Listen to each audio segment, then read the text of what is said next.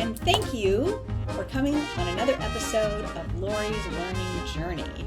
Today we ask the question, how do I ask for feedback? What's the best way to ask for feedback?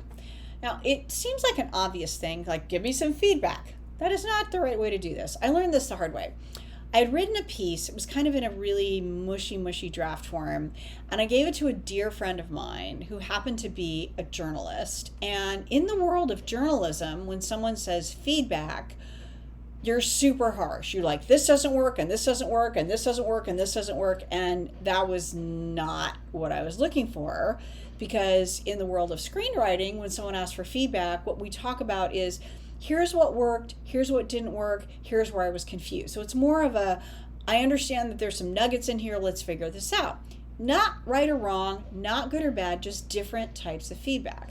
So when you're asking for feedback, what I find works for me is think about what kind of feedback do you want? What are you working on? So if I'm giving you a draft of something, I like your feedback on this. Here are the questions I'm struggling with. Here's what I was trying to achieve. Here's what I'm wondering, is this understandable? So have a specific thing.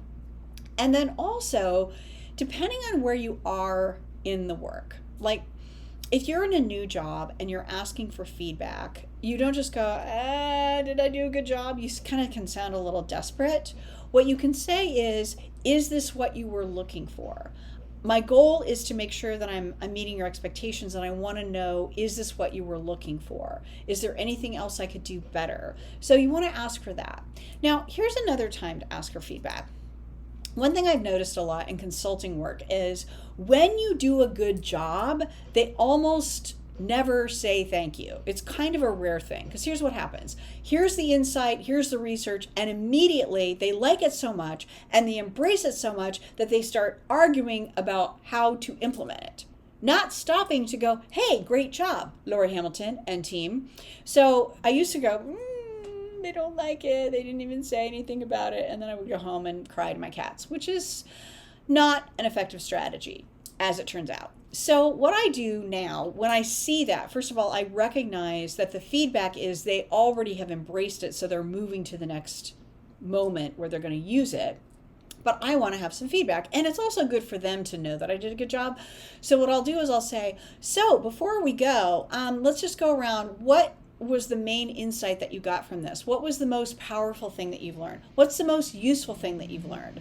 What's the change that you see from today? So think about what kind of feedback you're asking for and take responsibility for that, and then set the person who's giving you feedback, set them up for success.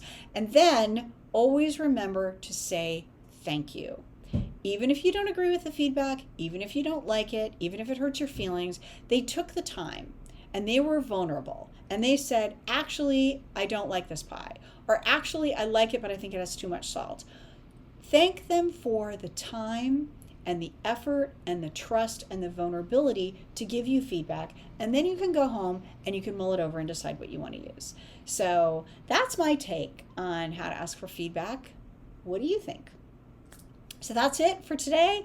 Thank you so much. I'm so grateful for all of you out there. I hope this is helpful to you. These are all things that I learned the hard way. So it's fun for me to share them with you, and I hope you like them. Thanks. See you next time. Bye.